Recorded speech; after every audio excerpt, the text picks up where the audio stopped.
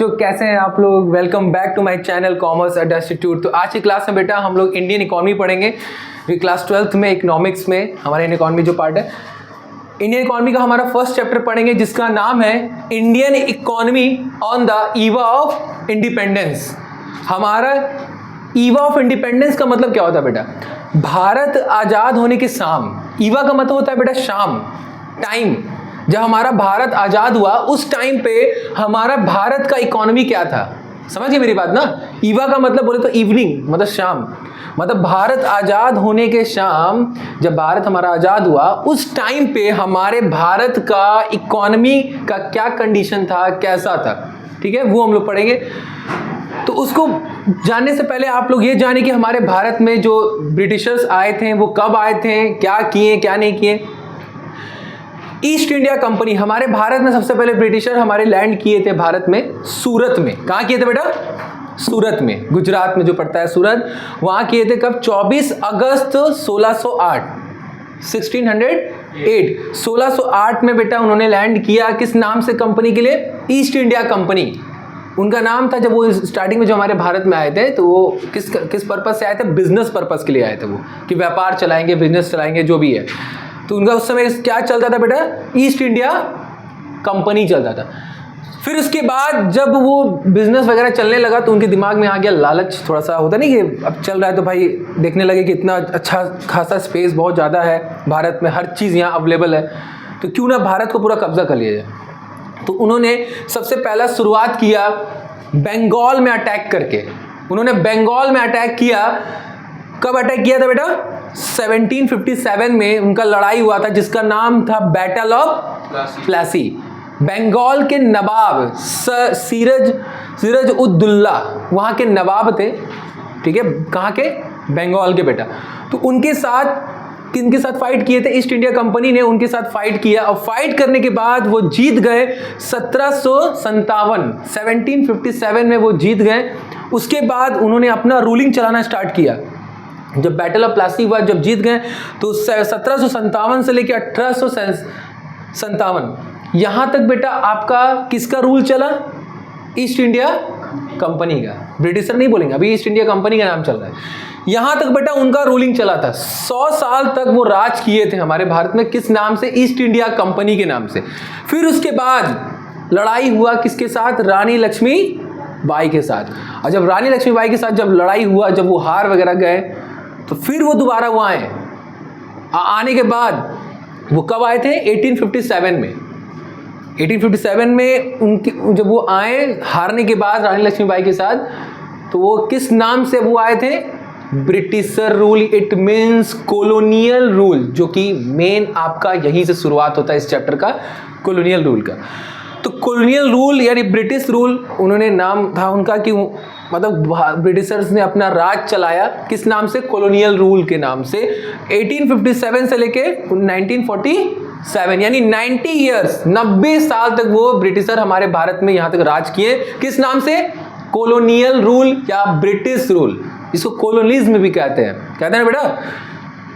तो कुल मिला के अगर आपसे पूछा जाए, अगर से नॉर्मली एकदम एग्जैक्ट ईयर पूछा जाए, तो भारत में ब्रिटिशर हमारे कितने साल तक शासन चलाए थे, राज किए थे? 190 ईयर। लेकिन लोग कहते हैं कि 200 ईयर्स। चले ठीक है, 200 साल, ठीक है, 10 ईयर्स ऐड हो गया। तो 200 साल लगभग अराउंड मान लीजिए भारत में अंग्रेज ऑलमोस्ट अप्रॉक्सीमेटली जोड़ जाड़ के राज किए थे कुल मिला के। समझ गए मेरी बात ना? तो ये उनका रूलिंग सिस्टम था बेटा, जो हम आपको स्टार्टिंग से बताएं कि ब्रिटिशर्स आए थे ईस्ट इंडिया कंपनी के नाम से 24 अगस्त 1608 सूरत में। फिर उनके बाद बैटल ऑफ प्लासी हुआ 1747 में, वो जीत गए। 1757 में वो जीत गए बेटा। और जीतने के बाद बेटा वो 100 साल तक राज किए थे हमारे भारत में ईस्ट इंडिया कंपनी के नाम से। फिर उसके बाद रानी लक्ष्मीबाई के साथ उनका लड़ाई हुआ, वो हार गए। फिर अगेन वो नाम रख के आए, अगेन वो आए, और आए तो नाम रखा उन्होंने ब्रिटिश रूल। समझिए क्या नाम बेटा? ब्रिटिश रूल, जिसको कॉलोनियल रूल के नाम से भी जानते हैं, कॉलोनिज्म भी कहते हैं। समझ गए मेरी? तो 90 साल तक हुआ। अब आता है बेटा कि basic purpose of British rule. हमारे ब्रिटिश रूल का बेसिक पर्पस क्या था? जरा देखिए, आपको पता है कि हमारे ब्रिटिशर्स हमारे भारत में आए तो वो जो राज चलाएं, ब्रिटिश रूल अपना चलाने लगे, रूलिंग सिस्टम करने लगे, शासन चलाने लगे, हमारे इंडियन सिटीजन्स लोगों पे मतलब उनको नौकर बनाने लगे, उनसे काम करवाने लगे। तो उन सब करवाने का उनका मेन पर्पस क्या था कि हमारे इकोनॉमी का बेस को निचोड़ लेना। इसको कहते हैं फीडर ऑफ इंडियन इकोनॉमी। हमारे इंडियन इकोनॉमी का फीडर का मतलब होता है बेस, पूरा बेस। हमारा बेस क्या था? सोने की चिड़िया कहते थे, जहाँ पर आपका रॉ मटेरियल्स है ना, डायमंड्स, प्रीशियस स्टोन्स, समझ गए, ये जितने सारी चीज़ें बेटा हमारे भारत में थी, प्लस और क्या, हमारा एग्रीकल्चर सेक्टर, कृषि क्षेत्र, उसको भी अच्छा खासा उन्होंने यूज़ किया हमारे भारत के। और यूज़ करके क्या पर्पस था उनको सबको यूज़ करना? उनको यूज़ करने का मेन पर्पस ये था कि वो अपने ब्रिटिश इकोनॉमी को डेवलप करने के लिए यूज़ करते थे। किसके लिए बेटा? British economy develop. तो वही लिखा है, देखिए, the basic purpose of British rule. British rule हमारे जब भारत में आया तो उनका मेन उद्देश्य, पर्पस क्या था? The main purpose of British rule in India was to use the Indian economy as a feeder economy. वो हमारे भारत के इंडियन इकोनॉमी को यूज किए कैसे? क्या मान के? एक फीडर इकोनॉमी को मान के, मतलब बेस मान के उन्होंने यूज किया हमारे भारत के इकोनॉमी को for the development of British economy. किसके लिए बेटा? ब्रिटिश के इकोनॉमी को डेवलप करने के लिए उन्होंने हमारे भारत के बेस को, फीडर इकोनॉमी को यूज किया। एज इट क्लियर हो गया बेटा? और फाइनली उन्होंने 2 साल तक रूल चलाया, शासन चलाया हमारे भारत में, और इंडिपेंडेंस फाइनली हमारे भारत जीत गए, स्वतंत्र हुए 15 अगस्त 1947। समझ गए? तो ये था बेटा हमारा बेसिक पर्पस हमारा ब्रिटिश रूल का। क्लियर है? अब एक चीज जान लीजिए बेटा कि हम आपको बता दें कि ग्रेट ब्रिटेन और यूके, यूनाइटेड किंगडम, उसके अंदर कौन सी कंट्रीज आती है? तो जरा देखिए बेटा, ग्रेट ब्रिटेन किसको कहते हैं? जिसमें आपका इंग्लैंड, वेल्स और स्कॉटलैंड, ये 3 कंट्री को मिला के बेटा हमारा ग्रेट ब्रिटेन है। समझ गए? बात यहां पर किसकी है? मेन ब्रिटेन की है। ब्रिटिशर्स, ब्रिटेन कहां से आए थे? ब्रिटेन से। तो ब्रिटेन में कौन से कंट्री आता बेटा? जो होता है, दोनों हमारे किसके अंदर आते हैं? ब्रिटेन के अंदर आते हैं, उन्हीं उसको कहते हैं ब्रिटिशर्स। समझ गए? क्लियर बेटा मेरी बात? और इंग्लैंड, वेल्स, स्कॉटलैंड और आयरलैंड, इन चारों कंट्रीज को मिला के बेटा हमारा होता है यूनाइटेड किंगडम। आपको ये चीज क्लियर कर देंगे कि ये होता है मिला के स्कॉटलैंड। ठीक है, समझ गया ना मेरे पास? उसके बाद बेटा आपका दिया है कि ब्रिटिशर्स।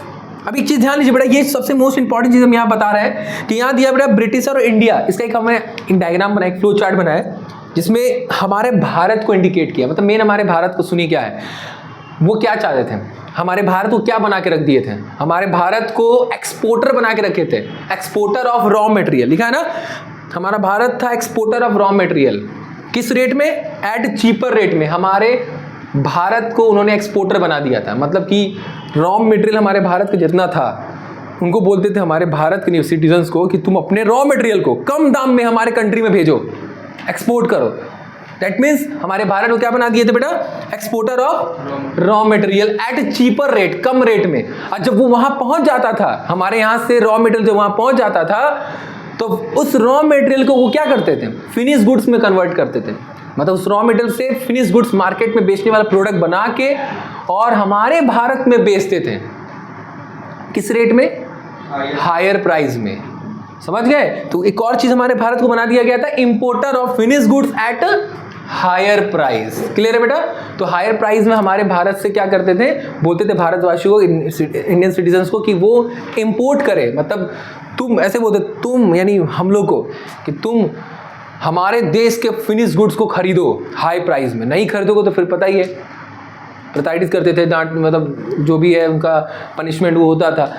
तो ये हमारा था कॉन्सेप्ट बेटा। ये डायग्राम सबको समझ में आ रहा होगा। तो मेन उनका पर्पस था कि हमारे भारत को वो बना दिए थे एक्सपोर्टर ऑफ रॉ मटेरियल और इंपोर्टर ऑफ फिनिश गुड्स। ये क्लियर हुआ बेटा? इसको आप लोग लिख लीजिए बेटा। अगला नेक्स्ट उसके बाद वाला पढ़ते हैं। तो अगला बेटा उसके बाद है कि low level of economic development under the colonial rule. हमारे कॉलोनियल रूल मतलब ब्रिटिश शासक, जो ब्रिटिश रूल जब था तो उस समय क्या इकोनॉमिकल अंडर डेवलपमेंट क्यों था? तो उससे पहले हम ये पढ़ते हैं बेटा कि जब ब्रिटिशर हमारे भारत में नहीं आए थे तो उस समय इंडिया की कंडीशन क्या थी बेटा? सुन रहे हैं ना? जब हमारे भारत में ब्रिटिशर नहीं थे तो उस समय हमारा इंडियन इकोनॉमी कैसा था बिफोर ब्रिटिश रूल। एडवेंट का मतलब होता है एंट्री, मतलब ब्रिटिशर्स के एंट्री होने से पहले हमारा इंडिया क्या कंडीशन था। तो पहला था कि हमारा जो इकोनॉमी था बेटा वो प्रॉस्परस इकोनॉमी था। प्रॉस्परस का मतलब होता है कि जब हमारे भारत में ब्रिटिशर नहीं थे उस समय की बात बता रहा है, तो उस समय जो हमारा इकोनॉमी था बेटा बहुत प्रॉस्परस का मतलब था बहुत रिच इकोनॉमी था। हमारे भारत में सब कुछ अवेलेबल था बेटा, हर चीज़ की सुख सुविधा थी, समझ गए ना, किसी का रोक टोक नहीं था। तो प्रॉस्परस का मतलब होता है रिच इकोनॉमी, बहुत अमीर इकोनॉमी हमारे भारत को माना जाता था, मतलब हमारा इकोनॉमी उसमें बहुत अच्छा इकोनॉमी था। दूसरा एग्रीगेन इकोनॉमी। एग्रीगेन इकोनॉमी का मतलब क्या होता है कि हमारा जो इकोनॉमी था वो एग्रीकल्चर सेक्टर, मतलब 85% लोग पॉपुलेशन हमारे इंडिया की किस पे डिपेंड थी, एग्रीकल्चर सेक्टर पे डिपेंड थी। तो उसको एग्रीगेन इकोनॉमी भी कहा जाता था before the British government. British government से पहले की बात बता रहे हैं, क्योंकि हमारे खेती में हमारे जो फार्मर्स थे वो क्या प्रोड्यूस करते थे, फूड क्रॉप है ना, अनाज गेहूं चावल वगैरह प्रोडक्शन करते थे। तो खेती बाड़ी में यही सब प्रोडक्शन उस समय होता था। जब अंग्रेज आए थे तो वो कैश क्रॉप में कन्वर्ट कर दिया था, अभी हम बताएंगे। तो बिफोर ब्रिटिश गवर्नमेंट से पहले हमारे इकोनॉमी को एग्रीगेन इकोनॉमी भी कहा जाता था। उसके बाद फेमस फॉर हैंडीक्राफ्ट इंडस्ट्री। हमारा जो इकोनॉमी था वो हैंडीक्राफ्ट इंडस्ट्री के लिए बहुत फेमस था। हैंडमेड सामान, हैंडलूम्स कहते हैं जो बेटा, तो हैंडलूम सामान, हैंडमेड सामान उसमें बनता था। जो भी सामान जो सिटीजन्स थे इंडियन, वो लोग क्या करते थे, हाथों से अपना कुछ ना कुछ बनाते, टोकरी जैसे बहुत सारा सामान हैंडमेड्स बनता है, तो वो सब सामान बनाते थे। तो वो भी फेमस था इसके लिए, हैंडीक्राफ्ट इंडस्ट्री के लिए फेमस था। तो वही हमने बताया, 3 चीज़ हमने बताया आपको कि ब्रिटिश गवर्नमेंट रूल से पहले हमारे भारत का क्या कंडीशन था, प्रॉस्परस इकोनॉमी था, बहुत रिच इकोनॉमी था। दूसरा एग्रीगेन इकोनॉमी था, पूरा मतलब 85% पॉपुलेशन हमारा डिपेंड किस पे थी, एग्रीकल्चर सेक्टर पे थी, जो फूड क्रॉप का प्रोडक्शन करती थी। और हैंडीक्राफ्ट इंडस्ट्री से भी फेमस था हमारा, जो भी हैंडलूम्स हैंडमेड सामान बनता था उसमें वो ज़्यादा बनता था। तो ये 3 पॉइंट्स बेटा आप लोग जरूर दीजिएगा। उसके बाद low level of national income and पर कैपिटा इनकम। हमारा इकोनॉमी का उस समय इनकम क्या था, बहुत, नेशनल इनकम का मतलब होता है जीडीपी। क्या होता है बेटा, क्रॉस डोमेस्टिक प्रोडक्ट। और पर कैपिटा इनकम का मतलब होता है कि पर पर्सन इनकम। पर कैपिटा मतलब पर पर्सन इनकम, और पूरे पर्सन का इनकम को मिला दिया जाए तो उसको नेशनल इनकम कहते हैं। तो नेशनल इनकम या पर capita income during the British rule के समय क्या था, बहुत लो था। आपको पता है क्यों लो था, क्योंकि पूरे हमारे भारत के जितने भी प्रॉफिट लाभ होता था सब वो लोग ले लेते थे, है ना। अब यहाँ पर बेटा देखिए एक चीज़ आप लोग जरूर बताएगा कि पर कैपिटा इनकम, जो पर पर्सन का इनकम है, वो हम लोग कैसे कैलकुलेट करते हैं। टोटल इनकम यानी जो नेशनल इनकम है बेटा आपका, जो टोटल पर्सन सबका इनकम जो दिया है उसको पॉपुलेशन से डिवाइड कर देंगे, टोटल पॉपुलेशन से, तो एक पर्सन का इनकम आपका आ जाएगा। या तो आप उसको 1 से मल्टीप्लाई करो या कुछ करो, मतलब 1 की कोई मतलब नहीं है, मतलब डिवाइड करोगे तो एक पर्सन का इनकम आ ही जाएगा। तो 1 का कोई मतलब है नहीं, लेकिन तब भी बता दिए अगर 1 से मल्टीप्लाई करोगे वही पर कैपिटा इनकम, मतलब एक पर्सन का इनकम आपका आ जाएगा, ठीक है। ये चीज़ बहुत इंपॉर्टेंट बेटा, ये ध्यान दीजिएगा। ये वी के राव, ये एक इकोनॉमिक्स थे जिन्होंने एकदम एग्जैक्ट रिजल्ट बताया था उस समय कि पर पर्सन इनकम और नेशनल इनकम हमारे इंडिया का कितना है। कई सारे इकोनॉमिक्स आए थे, उसमें नाम भी दिया होगा आपके संदीप करके बुक में, कि कई सारे इकोनॉमिक्स ने आपका मतलब एस्टिमेट किया, अनुमान लगाया कि पर पर्सन का इनकम या नेशनल इनकम कितना होगा। लेकिन वी राव ने एकदम एग्जैक्ट रिजल्ट बताया था कि हमारे भारत में टोटल नेशनल इनकम और पर कैपिटा इनकम, मतलब पर पर्सन इनकम कितना है। ये 1 मार्क्स में आता है कि कौन ऐसे इकोनॉमिक्स दे, उनका ऑप्शन दे देगा कि कौन ऐसे इकोनॉमिक्स जो एग्जैक्ट रिजल्ट उन्होंने बताया था। तो वी राव, ये जरूर ध्यान दीजिएगा बेटा, ठीक है।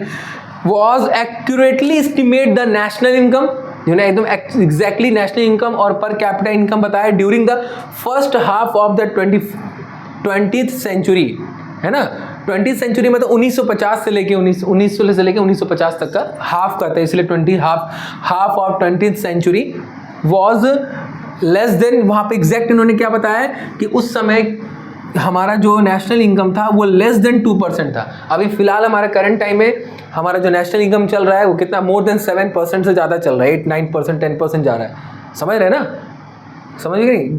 कोविड के समय देखे तो माइनस में चला गया था, अभी हमारा मोर देन 7-8-9-10%, आप तो कैलकुलेट कर लीजिएगा, देख लीजिएगा, हमको लगता है 7-8-9% होगा अभी फिलहाल में हमारा नेशनल इनकम एग्जैक्ट। मतलब उस समय क्या था, लेस देन 2% था, बहुत कम था, पूरे पर्सन का इनकम बता रहे हैं। अब पर कैपिटा इनकम कितना था बेटा, 0.5 था। ये बेटा एग्जाम में जरूर दीजिएगा याद से, ठीक है। हमारा उस समय नेशनल इनकम उन्होंने कितना बताया था BKRB राव ने कि लेस देन 2%, और पर कैपिटा इनकम कितना बताया था 0.5%। समझ गए मेरी बात? ये था, इसको नोट कर लीजिए। हाँ तो बेटा चलिए आते हैं, अब ये पहला टॉपिक हमारा पढ़ते हैं इसमें, जिसका नाम है एग्रीकल्चर सेक्टर। एग्रीकल्चर सेक्टर के बारे में बेटा ये जान लीजिए कि सिचुएशन इसमें क्या बता रहा है बेटा कि हमारा जो एग्रीकल्चर सेक्टर है उसका क्या सिचुएशन था on the eve of independence के समय, भारत आजाद होने के साम उस समय हमारा एग्रीकल्चर सेक्टर क्या सिचुएशन था। तो पहला ये जान लीजिए, आपको पता ही है कि हमारा मैक्सिमम इंडियन सिटीजन किस पे डिपेंड है बेटा?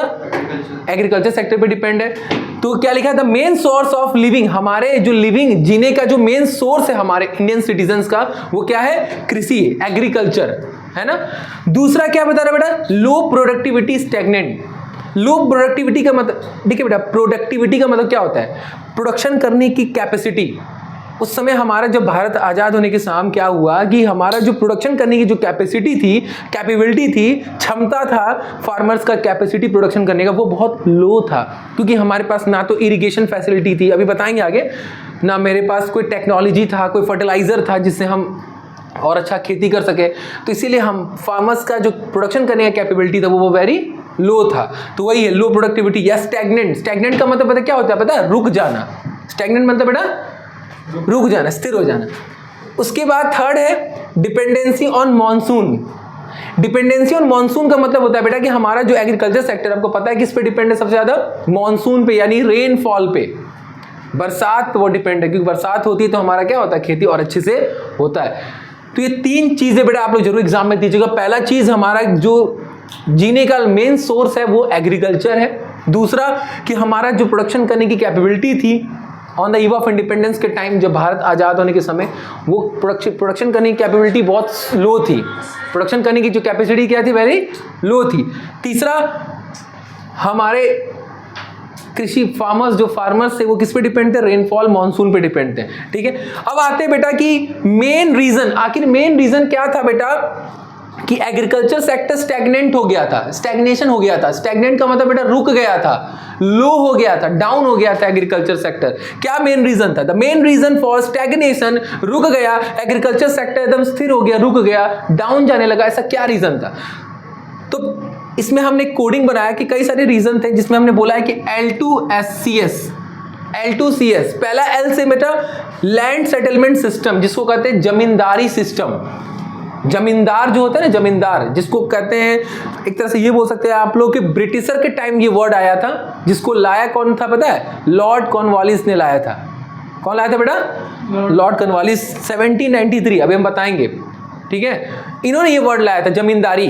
जमींदार जो थे ये एक तरह के असिस्टेंट थे, एक तरह के क्या बोल सकते हैं, नौकर थे, सर्वेंट थे। किसके सर्वेंट थे पता है? किसके थे? ब्रिटिशर के थे। ब्रिटिशर ने जमींदार को लाया और उनको ये बोला कि तुम जाओ और जितने फार्मर हैं वो जितना भी खेती कर रहे हैं, तो खेती करने के बाद उनको जितना फायदा या जो भी हो रहा है, खेती अनाज गेहूं या जो भी हो रहा है, उनसे ले लो एक लगान के तौर पे, जिसको हम लोग टैक्स बोल सकते हैं, रेंट बोल सकते हैं। समझ गए मेरी बात ना? लगान। तो वो लगान लेते थे जमींदार, और ले करके वो किसको देते? फिर जाके ब्रिटिशर्स को देते थे।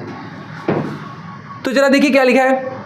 जमींदारी सिस्टम को बेटा हम परमानेंट सेटलमेंट सिस्टम भी कहते हैं। ये 1 मार्क्स में आता है कि परमानेंट सेटलमेंट सिस्टम या जमींदारी सिस्टम या लैंड सेटलमेंट सिस्टम, तीनों सेम होता है।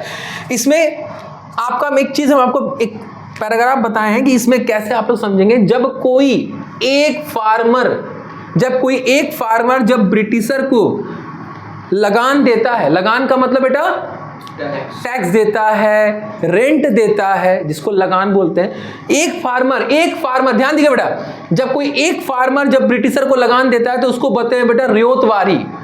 रियोतवाड़ी का मतलब होता है बेटा एक फार्मर जब ब्रिटिशर को लगान देता है, टैक्स देता है, उसको रियोतवाड़ी सिस्टम कहते हैं। क्या कहते हैं बेटा? रियोतवाड़ी सिस्टम। ठीक है, कई सारे फार्मर, ग्रुप ऑफ फार्मर का मतलब क्या होता है बेटा? ग्रुप फार्मर का मतलब बेटा होता है कई फार्मर मिल करके लगान देते हैं, जाके ब्रिटिशर को, डायरेक्ट ब्रिटिशर को देते हैं, तो उसको कहते हैं महलवारी। रियोट का मतलब होता है बेटा एक फार्मर, ठीक है, लिखा है हमने। रियोट मतलब क्या होता है? एक फार्मर जब लगान देता है ब्रिटिशर को तो उसको रियोटवारी कहते हैं। कई सारे फार्मर मिलकर ब्रिटिशर को लगान देते हैं, उसको महलवारी कहते हैं, महलवारी सिस्टम। और कई सारे फार्मर मिलके डायरेक्ट ब्रिटिशर को नहीं देते, ब्रिटिशर के असिस्टेंट को देते हैं। ब्रिटिशर के असिस्टेंट कौन है? जमींदार, जिसको रखा है ब्रिटिशर कि जाओ तुम कलेक्ट करो, कलेक्ट करके मुझे जाके लाके दो। तो कई सारे फार्मर जो ब्रिटिशर के असिस्टेंट जो जमींदार है उनको देते हैं, वो जाके ब्रिटिशर को देते हैं। तो वो कई सारे फार्मर अगर ब्रिटिशर के असिस्टेंट को देते हैं बेटा, तो उस सिस्टम को कहते हैं जमींदारी सिस्टम। क्या कहते हैं बेटा? जमींदारी सिस्टम। क्लियर है बेटा? क्या बोलते हैं इसको? जमींदारी। समझ गई? जमींदारी सिस्टम कहते हैं। क्लियर हुआ कि नहीं हुआ? हो गया। एक फार्मर अगर ब्रिटिशर को दे रहा है लगान, टैक्स वगैरह, तो वो हो गया रियोटवारी। कई सारे फार्मर ब्रिटिशर को लगान, डायरेक्ट ब्रिटिशर को लगान दे रहे हैं तो महलवारी। कई सारे फार्मर जाके ब्रिटिशर के असिस्टेंट को दे रहे हैं, उसको कहते हैं जमींदारी, जो कि ये हम लोग पढ़ रहे हैं, जमींदारी सिस्टम। और zamindari system introduce by the Lord Cornwallis in 1793। 1793 में लॉर्ड कॉर्नवालिस ने इंट्रोड्यूस किया था जमींदारी सिस्टम को। और इनका मेन बेसिक एम क्या था? Starting this was to increase the revenue of the colonial government. Who is colonial government? British government. British government के रेवेन्यू को, रेवेन्यू बोले तो इनकम, ब्रिटिश गवर्नमेंट के इनकम को इंक्रीज करने के लिए, ब्रिटिश गवर्नमेंट के, भाई एक बात बताइए आप लोग बेटा, ब्रिटिशर्स को अगर हम लगान दे रहे हैं, लगान पे लगान फार्मर देते जा रहे हैं, तो उनका रेवेन्यू बढ़ रहा है कि नहीं बढ़ रहा है? रेवेन्यू बोले तो इनकम बढ़ रहा है कि नहीं बढ़ रहा है? इनकम बढ़ रहा है ना। तो वही चीज़ है कि जो लॉर्ड कॉर्नवालिस थे, इन्होंने इंट्रोड्यूस इसलिए करवाया था ताकि जो ब्रिटिश गवर्नमेंट है उनका रेवेन्यू इंक्रीज होता जाए, उनका बढ़ता जाए। समझ गए? तो कुल मिला के हमारा कृषि क्षेत्र इनसे खराब हो रहा था कि नहीं, इसीलिए एग्रीकल्चर सेक्टर स्लो हो गया था, स्टैग्नेंट हो गया था। पहला रीजन क्या? जमींदारी सिस्टम की वजह से। भाई फार्मर कम खेती बाड़ी कर रहे हैं, उससे जो भी उनका लाभ हो रहा है, जो भी हो रहा है, खेती कर रहे हैं, अनाज हो रहा है, जो सारा खेती जब वो जमींदार लेके चले जाएंगे, मेन जितना उनका कमाई होगा वो सब लेके चले जाएंगे, तो उनके पास क्या बचेगा? कुछ बचेगा नहीं, बचेगा ना। तो ग्रोथ हो पाएगा एग्रीकल्चर सेक्टर का? नहीं हो पाएगा। तो पहला रीजन था जिसके वजह से हमारा एग्रीकल्चर सेक्टर स्टैग्नेंट हो गया, रुक गया। पहला रीजन जमींदारी, लैंड सेटलमेंट सिस्टम, जिसको परमानेंट सेटलमेंट सिस्टम भी कहते हैं, या जमींदारी सिस्टम, एल हो गया। दूसरा एल से बेटा हमारा क्या है? Low level of productivity. क्या बेटा? अच्छा एक चीज ध्यान दीजिएगा, ये फार्मर एक फार्मर दे या कि ग्रुप फार्मर दे या ग्रुप फार्मर ब्रिटिशर के असिस्टेंट को दे, ये पूरा का पूरा हम लोग क्या बोलते हैं इसको? लैंड टेन्योर सिस्टम भी कहते हैं। ये 1 मार्क्स पूछता है कि लैंड टेन्योर सिस्टम में क्या क्या आता है? जमींदारी आता है, महलवारी आता है, रियोतवारी आता है, कि ऑल ऑफ द अबव आता है? तो क्या लगाएंगे? All of the above. Clear हुआ बेटा? तो इसको लैंड टेन्योर सिस्टम कहते हैं। ये पूरा जो आता है ये लैंड टेन्योर सिस्टम में ही आता है कुल मिला के। क्लियर हुआ कि नहीं हुआ बेटा सबको? हो गया। उसके बाद सेकेंड पॉइंट आपका जो है वो है लो लेवल ऑफ प्रोडक्टिविटी। खेती कर स्टैग्नेंट होने का दूसरा रीजन क्या था हमारा? प्रोडक्टिविटी। प्रोडक्टिविटी के बारे में अभी हम चर्चा किए थे।